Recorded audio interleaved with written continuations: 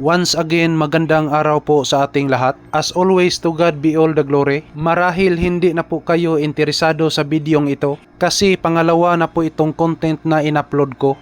Kung i-review niyong tingnan ang una kong video na same issue nito, gabaha, galonop, galutaw yod ang komentaryo dito kasi hindi ko raw pinakita ang lahat na ginalaw ko. That's why I'm trying to upload this video again. Remember, huwag niyo akong sisihin. If you are not listening, I'm sure you can't understand well. Mirong Suzuki DE63 K6E engine, pinasili po ito sa akin kasi ang panel board display ay hindi na raw gumagana. Sa totoo, wala talaga akong ideya pero naniwala pa rin ako sa kasabihan na walay sipyat sa tsamba. Just in case na ito po ay umubra, makabili na naman ako ng kwinta sa aking asawa. Pastilan, porbida at pag ako ay pumalpak. Ever since hindi ako naniwala sa kasabihan, kwarta na naging bato pa. At ngayon sabayan niyo ako at samahan, alam niyo naman na ang lahat ng kasama ko rito ay walang inaatrasan. Lalo na kapag pakals at salo-salong kainan ang pag-uusapan. Siguradong dili gyud hunungan, basta ang lechon dili gyud mo tikangkang. Tingnan niyo ang dalawa kong kasama rito, walay tingganay, maodi ay, kay ang giusap itlog sa anay. And now let's go back to our topic. 101%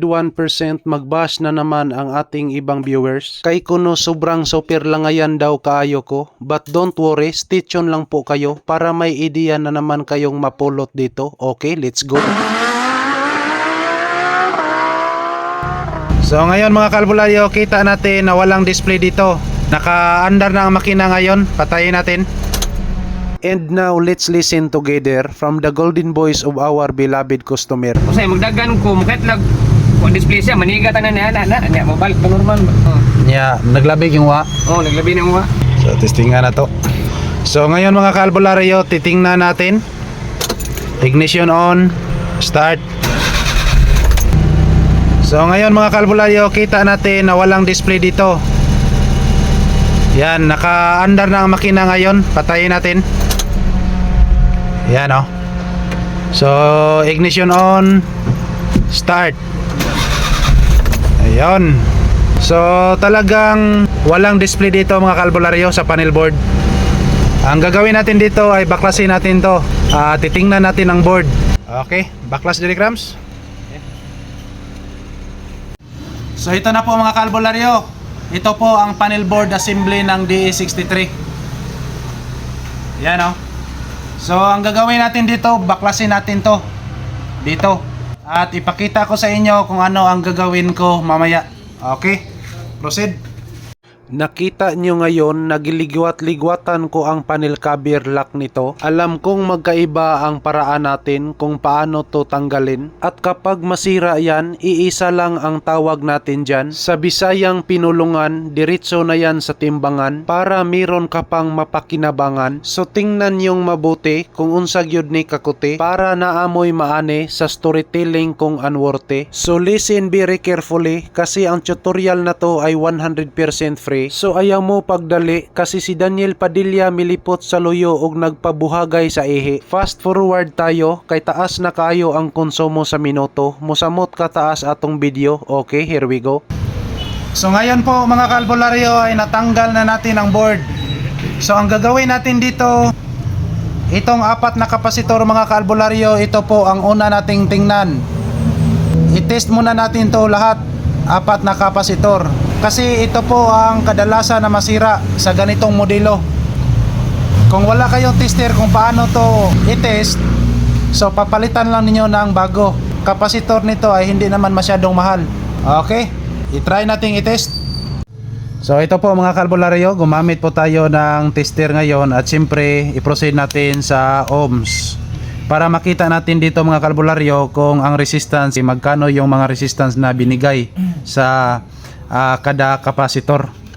So ngayon mga kalbularyo, tingnan natin to. Ganito lang pag-test sa kapasitor mga kalbularyo. So ayan po, kita nyo ang reading na 13 point something resistance ang kinukuha natin ngayon. So proceed po tayo sa iba.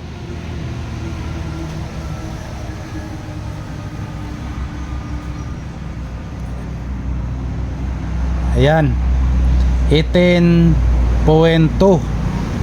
So normal lang po yan ang reading mga kalbularyo.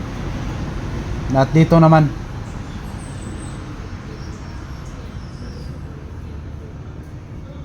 so kita natin ngayon na naka 200 plus. So ngayon mga kalbularyo, na ikumpara natin ang tatlo, ay mayroong 13, 18 at 200 plus. So sa ganitong kapasitor mga kalbularyo, kung masira yan ay aabot yan ng 600 ang reading sa resistance niya. So below 600 mga kalbularyo ay consider po natin yan na okay pa yan. So proceed po tayo dito sa isa, last. So ngayon mga kalbularyo, kita natin na walang resistance. Yan. Ayan o, kita nyo. So talagang walang resistance reading. Ayan po, so confirm po mga kalbularyo na ito ang sira. Ito po ang papalitan natin. Okay, proceed tayo. Ito po ang papalitan natin. Alright. Katatapos lang nating nagpalit ng kapasitor. Ayan o. So ito po ang pinalitan natin. So ito naman ang sira. So ngayon mga kalbularyo, gumamit tayo ng 220 microfarad over 25 volts na kapasitor. So ngayon, titingnan natin doon sa sasakyan kung gumagana na ba. Okay, let's proceed. Titingnan na natin at focus tayo dito. Kasi kanina ay hindi yan mag-display yung fuel gauge at saka yung sa odometer. Okay, ignition on. Ayan. So ayan po mga kalbularyo, kita nyo na nag-display na ngayon. So ayan po mga kalbularyo, i-final nating titingnan kung umobra na ba lahat yung mga gauge dito. Medyo hindi masyadong makita, Derek Rams. Silaw makayo. Tingnan nyo mga kalbularyo ha, ignition on tayo. So ayan. So problem solved, Derek Rams. Okay. Okay. Okay. Yan lang po talaga ang ating pinalitan, isang kapasitor. So maraming salamat sa inyong panonood. As always, to God be all the glory. Thank you.